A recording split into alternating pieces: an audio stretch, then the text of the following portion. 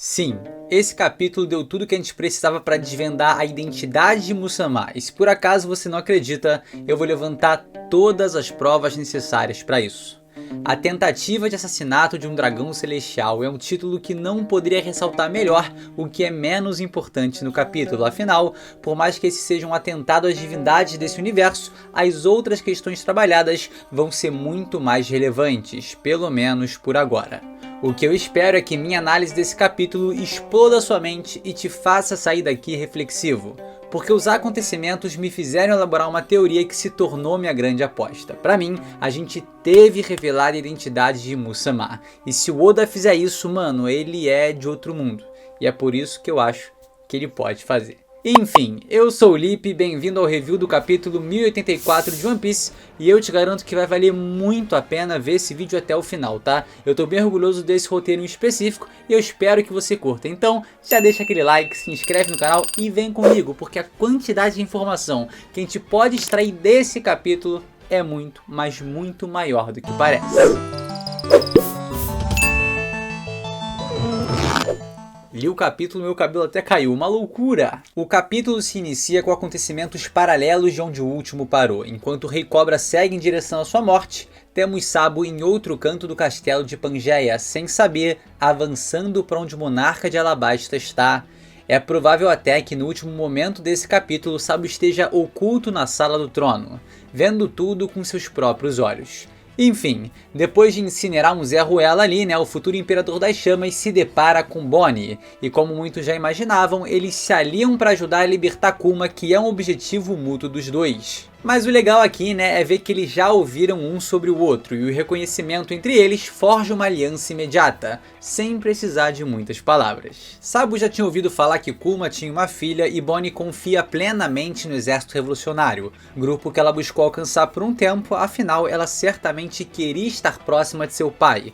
Um corvo do Karazu aparece e tal, tá explicando ali a missão e tudo mais, e a questão aqui é, o Sabo pergunta o que a Bonnie vai fazer depois da invasão, resposta que implica diretamente nos acontecimentos do arco de Egghead, afinal, ela irá em direção à ilha para resgatar a consciência de seu pai, e Sabo, sabendo que essa era uma missão desesperada e provavelmente sem esperança, reage de maneira melancólica, mas atento e já fugindo dos guardas. E a minha interpretação aqui é que o Sabo, que é um cara muito legal, mas muito legal mesmo, sabia que a Bonnie ia sofrer muito se visse o Kuma na situação que ele tá agora em Marejoa. E por isso ele fez uma breve pausa nos seus planos para ajudar ela a fugir da região, E aí direto pra Egghead, falou que é por ali, vai garota, segue teu rumo pelo amor de Deus. Já tava começando aqui a pensar que ela também teria visto Imu-sama junto com o Sabo, mas não. E o Sabo, que não é bobo nem nada, repara ali no guardinha comentando sobre a sala fantasma, a sala fantasmagórica e tudo mais. E óbvio que ele já tá de olho, Agora ele sabe que tem mais coisa ali pra procurar e que se ele caçar bem, ele vai descobrir algum segredo. Isso a gente sabe que ele de fato descobriu. Mas agora, o que é essa sala fantasma? Será que é lá onde Muzama guarda o chapéu de palha gigante? Será que é alguma ali daquelas câmaras? Castelo de Pangeia ainda esconde muitos segredos. Enquanto Bonnie vai embora, Sabo volta para sua missão e tá a poucos momentos de encontrar a Cobra e os Gorosei. Mas, antes de falarmos desse encontro de milhões, prefiro comentar a outra parte do capítulo, para depois entrar no discurso infame do Cobra e seguir com tudo até a aparição de Muzama. Sai e Léo estão num cenário que certamente implica muita coisa para a grande frota dos Chapéus de Palha e também para o futuro da tripulação. San Carlos está ali, executando seu plano mencionado no capítulo anterior para capturar Shirahoshi. Enquanto a princesa Sereia grita devido à dor das correntes apertadas, temos esse palmolão aí, falando que vai ser o marido dela e que não sei mais o que e tudo mais. Todo mundo tá desgostoso, sofrendo ali com a situação, achando aquilo horrível, até que os gritos de Shirahoshi convocam um dos personagens mais menosprezados de One Piece, que é um verdadeiro gente fina, tá? O grande Fukaboshi, que como sempre, como um bom irmão, aparece para salvar sua irmãzinha. Ele, junto de Manboshi e Ryoboshi, parte para cima dos San Carlos, sem medo da penalidade que poderiam sofrer por atacar um Tenryubito, craques da bola, apenas para serem interceptados por Bartolomeu Kuma, que havia prendido sua irmã.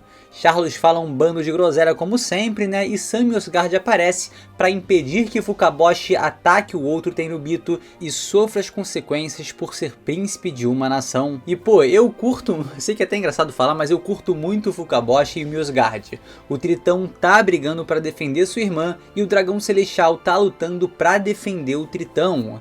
Essa é uma cena muito significativa porque mostra os valores da Autohime sendo passados até a maior escória dos humanos. Mjosgard não tá defendendo seu igual, ele tá protegendo um homem-peixe.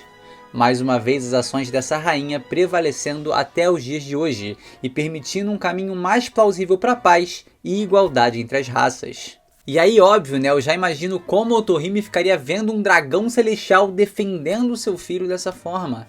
É a essência de que gentileza gera gentileza. Uma bela cena, tá? Que vai ficar ainda melhor, vem comigo? Ainda melhor porque esse safado vai levar um porradão, tudo liberado pelo outro lindo Tenryubito. Kuma descontrolado, seguindo a ordem do infame Charlos, está prestes a finalizar Fukaboshi e Sam Mjosgard.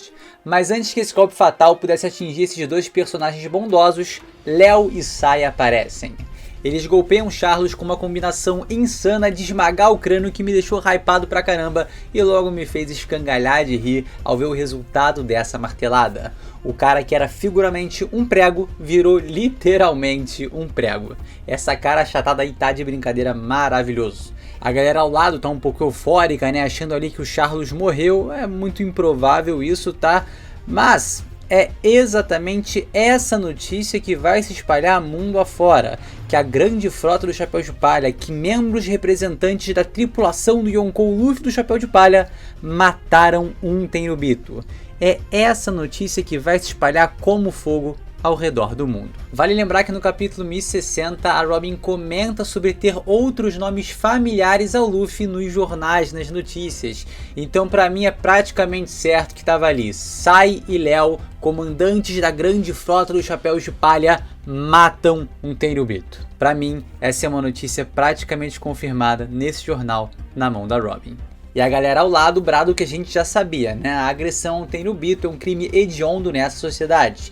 E certamente, ao carregarem consigo o emblema dos Chapéus de Palha e defenderem essa bandeira, Sai e Léo plantaram consequências que serão colhidas em algum momento contra Luffy e seus nakamas. E a gente sabe que o Mjosgard liberou, mas mesmo assim não é exatamente assim que funciona, né? Já tá rodando por ali que os caras mataram o San Charlos, então assim, vai ter consequência, vai ter. O Mjosgard tentou na boa vontade, mas vai ter consequência. Eles estão errados? Obviamente que não, o Luffy nessa situação faria o mesmo, na verdade, provavelmente pior. Então os dois comandantes da grande frota agiram de maneira uniforme ao bando que representam e salvaram uma companheira, independente do pecado que precisasse ser cometido. Parabéns aí pros dois, e é isso, né? Na confusão histórica que aconteceu no Reverie, o nome de Luffy do Chapéu de Palha precisaria estar envolvido ali de alguma forma. Interessante notar como Oda vem jogando faíscas com os membros da grande frota que eventualmente gerarão um incêndio. Bartolomeu comprou briga contra o Shanks, agora Sai e Léo arrumam treta em Marejoa ao agredir um Tenryubito. O Hairudin parece que já despertou o ódio do Bug ao se demitir da Bugs Delivery.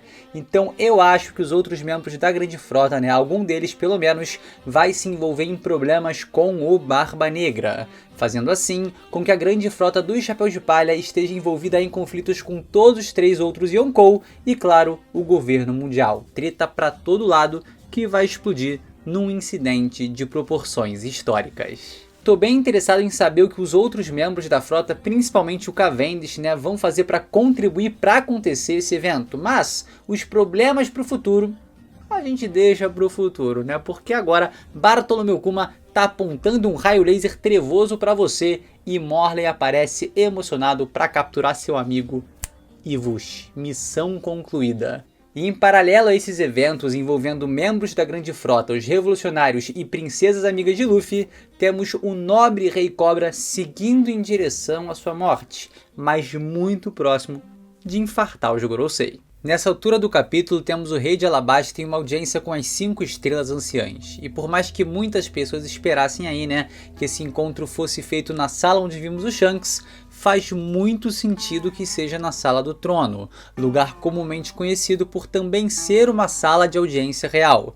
E para quem tinha dúvida, o fim do Rei Cobra vai ser exatamente ali. Como a gente pode ver no capítulo 907, a sala dos Gorosei tem um piso com padrões circulares, enquanto o chão em que vemos Cobra Morto possui os mesmos ladrilhos quadrados que vemos no canto da sala do trono vazio, que só fica aparente nesse painel durante o capítulo inteiro. Analisando a cena do crime, parece até que ele tentou escapar e foi assassinado, ou o golpe que o levou a óbito também o jogou consideravelmente para o lado. Eu mesmo, o próprio Sherlock Holmes. E o Rei Cobra provavelmente sabia que sua vida estava em risco naquele momento. Não à toa toda sua expressão verbal e corporal é de enfrentamento. É como se aquela fosse sua forma de lutar. E claro, a sua última batalha. Além do semblante confrontativo, as palavras de Cobra são como um ataque. O circundar de uma serpente preparada para dar o golpe no primeiro vacilo de suas presas. O discurso de Cobra é afiado.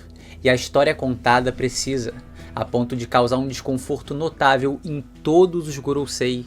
Ele segue falando sobre o passado desse mundo como se fosse o Professor Clover, enquanto os Gorosei permanecem em silêncio, preocupados com até onde vai o crescimento desse homem, e se o recurso usado no passado contra o Homem de Ohara será necessário contra o Rei de Alabasta. Durante toda essa palestra do Cobra, a gente vai tendo informações super interessantes e que também são fundamentais para a conclusão desse vídeo. Então vamos dar uma analisada aí nas suas palavras e perceber como elas revelam muito mais do que de fato parece. Há 800 anos, o governo mundial foi fundado pelos 20 reis. Eles são considerados os criadores desse mundo. Atenção a esse termo que a gente vai voltar nele mais à frente e vai ser muito relevante. Eles se mudaram para Marejou com suas famílias e, com o tempo, passaram a ser conhecidos como dragões celestiais. Eles governaram o mundo nos últimos 800 anos. Até então, nenhuma novidade, nenhuma informação aí fora da curva, mas tudo faz parte da construção do discurso que vem crescente, ganhando corpo até chegar no seu ápice. Dentro de seu grupo, os 20 reis permanecem iguais para garantir que nenhum ditador possa nascer. O que nós já sabemos que se trata de uma ilusão escabrosa. Eles criaram deliberadamente o trono vazio e o cercaram com 20 armas dos 20 reinos e fizeram um juramento de que ninguém se sentaria nele.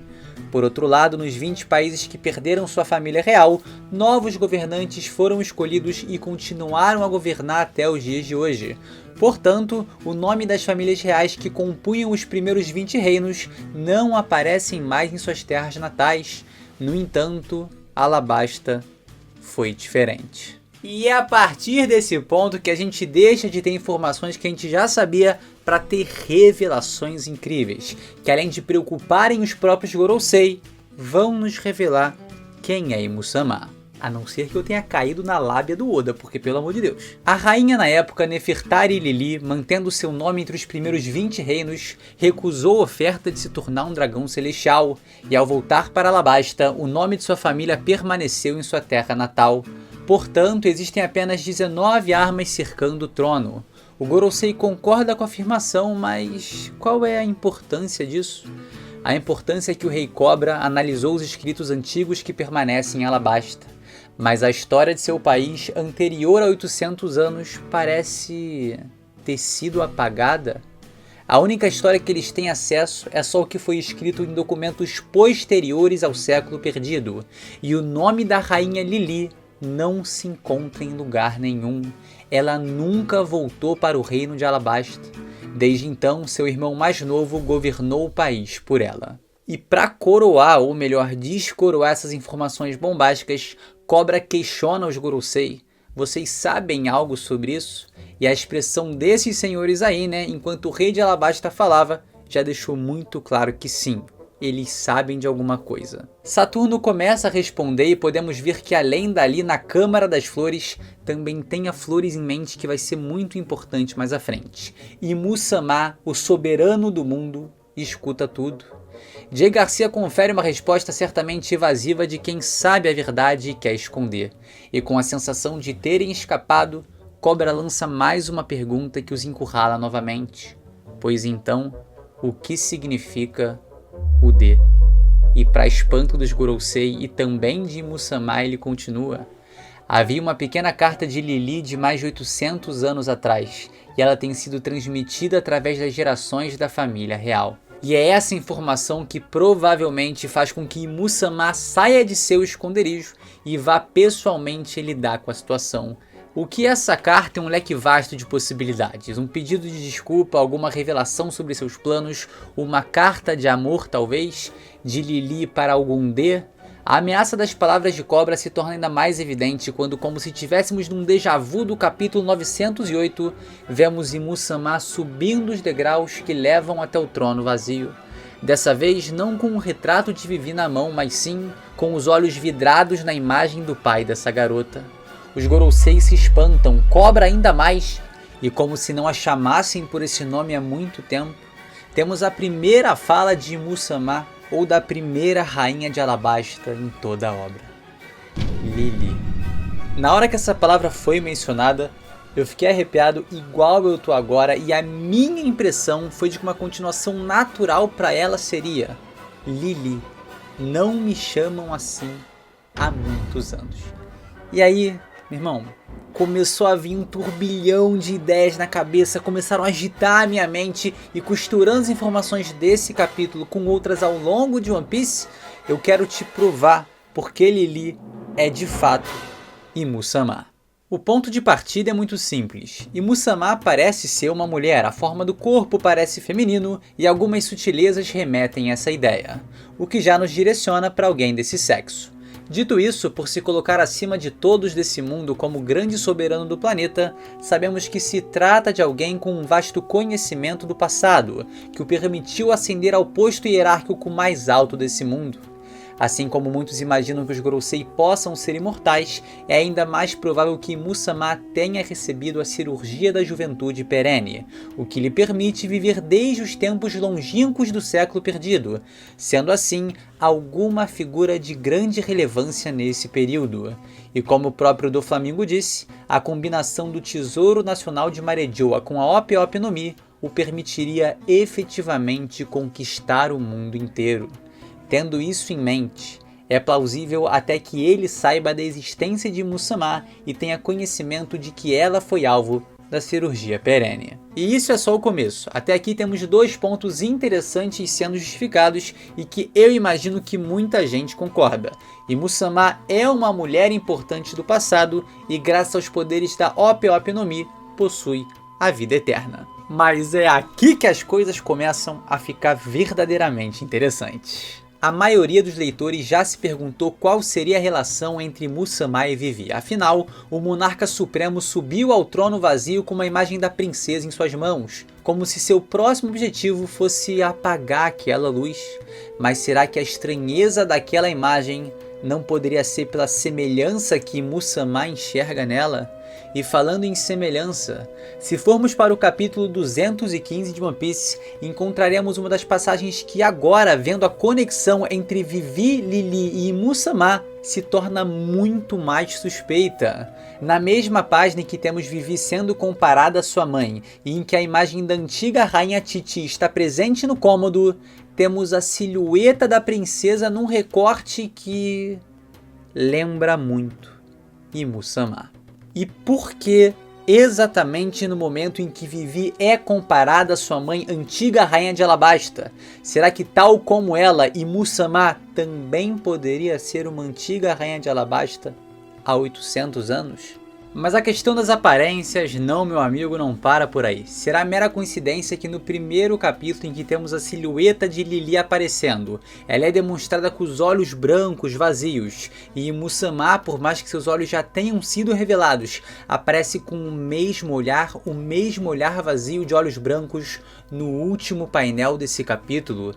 Seria uma decisão totalmente arbitrária do Oda ou um caso pensado? E Musamá ser Lily justificaria por que essas falas do Rei Cobra seriam tanta ameaça, porque expõe uma brecha para chegar à verdade que a antiga rainha de Alabasta, Lily, não quer que seja revelada, que ela, que se recusou a subir a Marejoa para se tornar um dragão celestial, não fez isso como uma forma benevolente como a gente imaginava. Abre aspas aí, ó. Os Nefertari, a família real de Alabasta, foi a única a decidir ficar em sua terra natal e não subir a Marejoa. Que lindo que parece, né? Com a história de Cobra e Vivi, duas pessoas tão bondosas, Oda convenceu a gente perfeitamente de que se tratava de uma atitude bem intencionada do antigo governante desse reino. Mas agora é muito provável que não tenha sido, tá? É provável que ter ficado na sua terra natal foi parte de um plano para ascender a um patamar ainda mais elevado.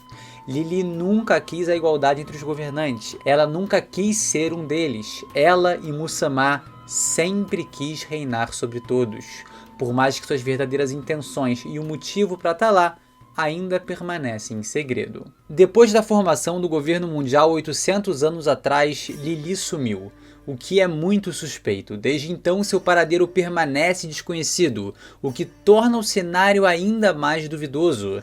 Ela ter sumido sem explicação e a falta de resposta perdurar até hoje não combina perfeitamente com uma figura que reina oculta nas trevas há 800 anos, cuja existência e paradeiro são conhecidos por um número seletíssimo de pessoas.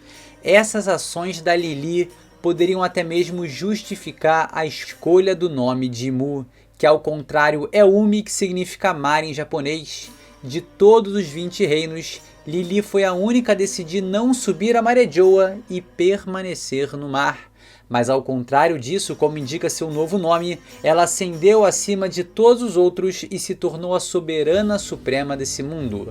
As suspeitas sobre isso não poderiam continuar e para sempre Cobra precisou se calar. As palavras dele eram uma ameaça, porque o conhecimento de Lily é uma margem que se abre para a descoberta de Moussama. E a gente consegue ir ainda mais fundo nisso. Eu já trouxe um vídeo inteiro dedicado a como a imagem de Moussama deve ser inspirada no antigo deus egípcio Medjed, e toda essa mitologia está altamente vinculada a Alabasta de inúmeras maneiras, tal como um pequeno exemplo, Pel e Shaka representando Anubis e Horus. Partindo para o significado do nome Lily, vamos chegar em uma relação poderosa com o Antigo Egito. Afinal, esse nome Lily também pode ser interpretado e lido como Lily, e seu significado é lírio.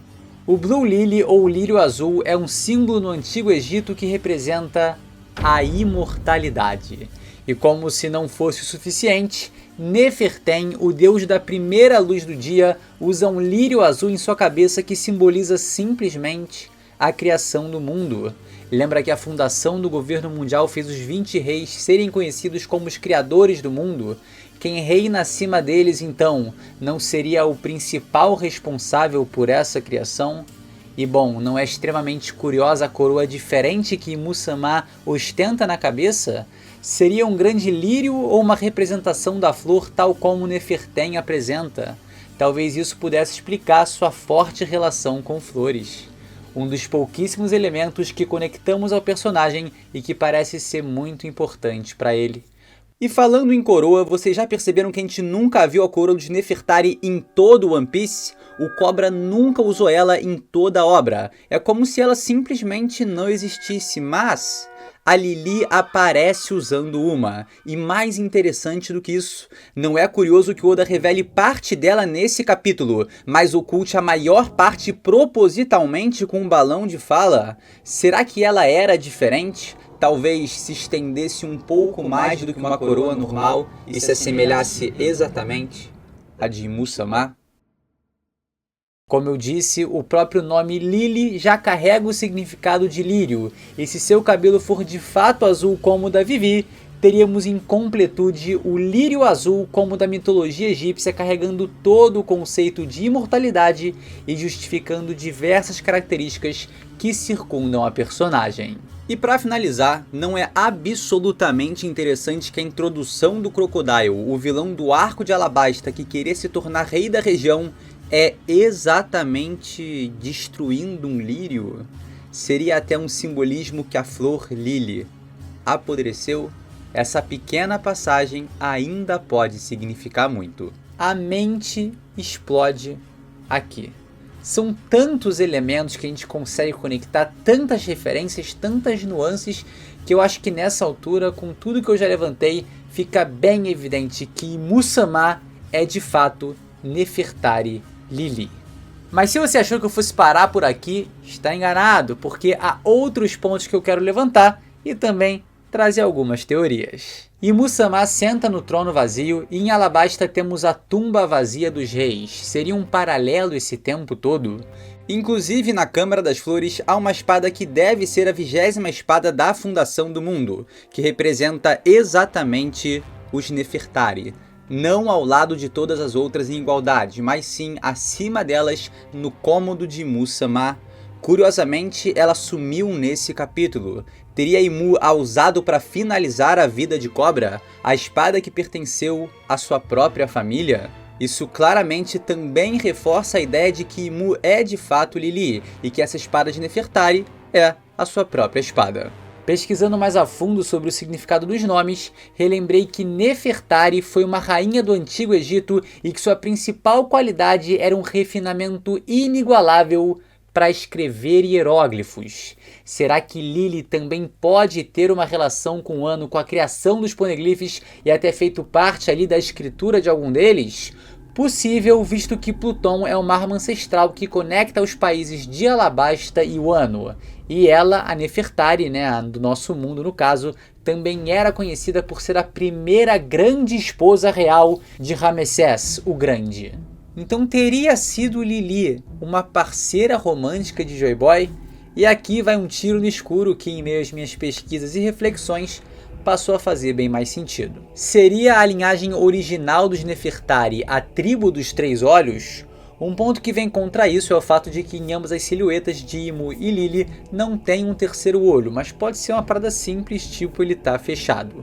O que me chamou a atenção foi: os egípcios foram os primeiros a usar o conceito de terceiro olho como uma maneira de abrir a mente, o coração e a alma, como uma forma de empoderar o ser. Além do mais, o olho de Horus era um dos amuletos mais importantes no Egito Antigo, e no âmbito mais místico era chamado de terceiro olho, responsável pela ligação entre o corpo e a alma.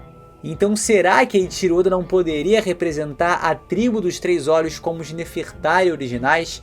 Que bom, né? Com o passar dos anos, com a miscigenação das raças, as famílias ali fazendo lepo-lepo e tudo mais, acabou meio que perdendo sua característica principal, que era um terceiro olho. É tanta informação pra gente extrair desse capítulo, é tanta riqueza, é uma profundidade na criação do mundo que fez o meu cabelo cair, pô.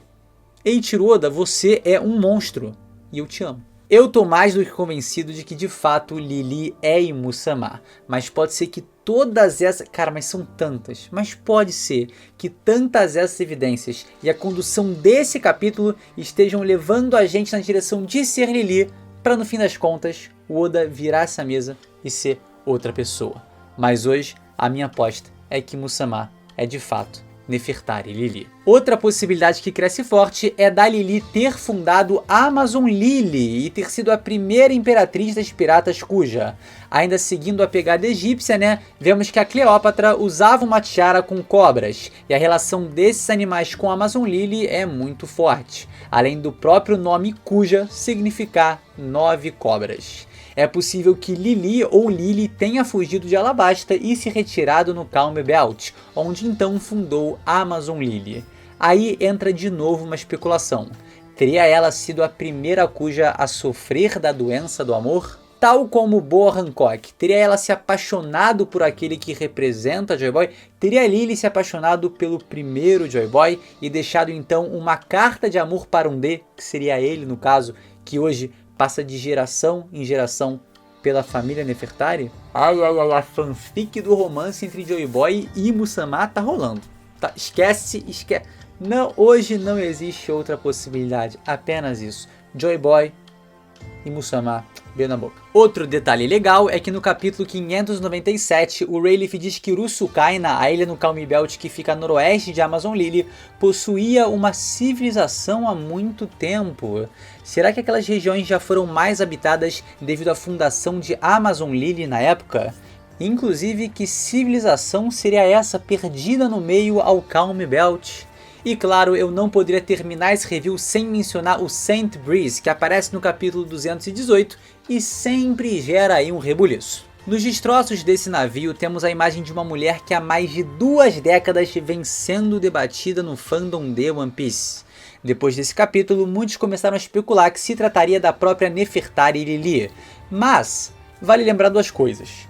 Uma é que o Saint Breeze é um navio, se comparado com a idade da Lili, relativamente novo, né? Ele tem apenas 200 anos de idade. E o outro ponto é que ele veio do South Blue, o que enfraquece bastante essa possibilidade. Então assim, acho que essa mulher ainda pode ter alguma significância, mas não acho que seja um retrato da Lili, apesar de parecer muito, né? O Oda nessa época também não ajudava muito, era cara de Nami pra tudo que é lado. O que mais me chama a atenção, na verdade, é pensar na capa do livro do Kuma, que possui uma mulher de aspectos sagrados, um sol atrás e tudo mais, e ainda permanece em segredo. O que será que está escrito ali? Teria alguma relação com Nefertari Lili?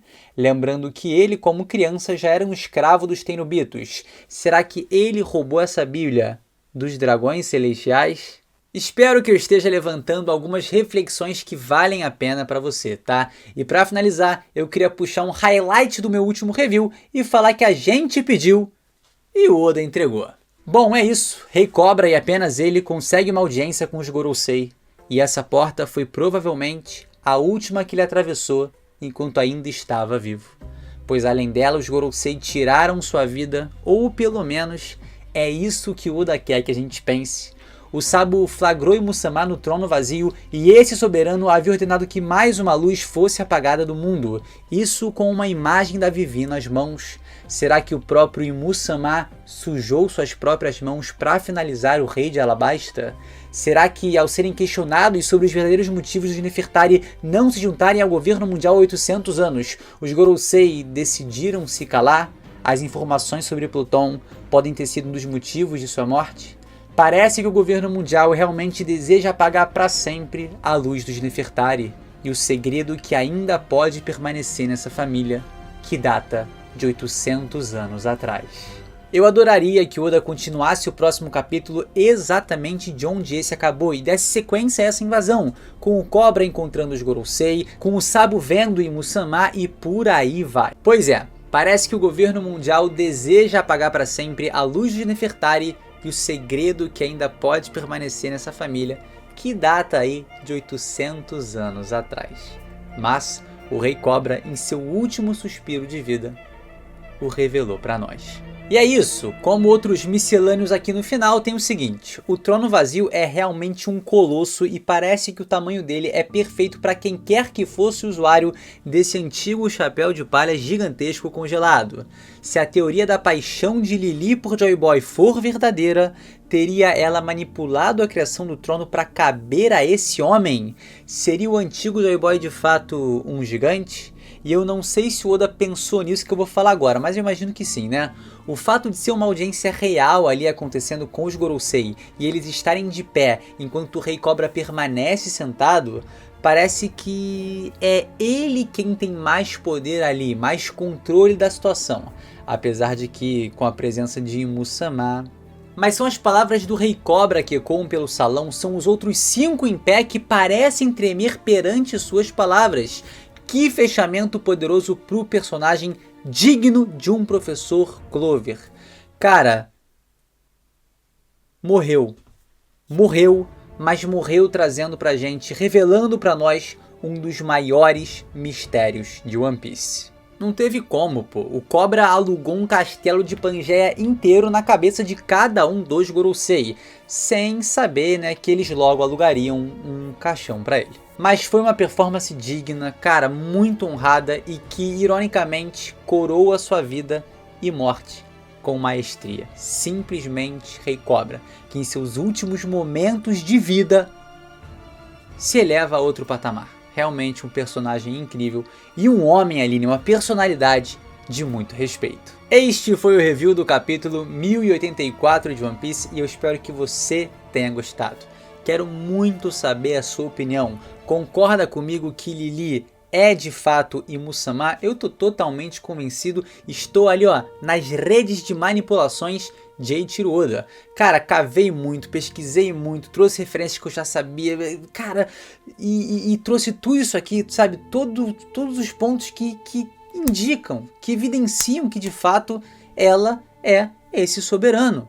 Agora, o que aconteceu, o propósito, o motivo, isso aí são outros 500 e logo mais a gente vai descobrir. Mas certamente essa carta aí esconde muitos segredos e a relação de Musama com Joy Boy também. Então aproveita para deixar aquele like, se inscrever no canal se não é inscrito e eu te agradeço do fundo do meu coração por ter me acompanhado durante todo esse review, que eu tenho certeza que ficou muito longo e eu espero que tenha te agradado também, tá bom? É isso, galera. A gente se vê num próximo vídeo. Valeu!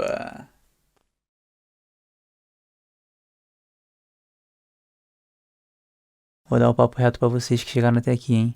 Eu tô extremamente cansado. Extremamente cansado. Já é madrugada aqui onde eu moro. Eu peguei pra trabalhar no review. Comecei a escrever. Não conseguia parar de escrever. Aí pesquisava, encontrava, juntava, fazia. Cara, sério, se você chegou até aqui, cara, eu espero muito que você tenha gostado desse vídeo. Porque deu um trabalho do cão chupando a manga. Mas é isso. Tamo aí pra isso. Pra fazer vídeo bom pra vocês, tá bom? Valeu, gente. Obrigado.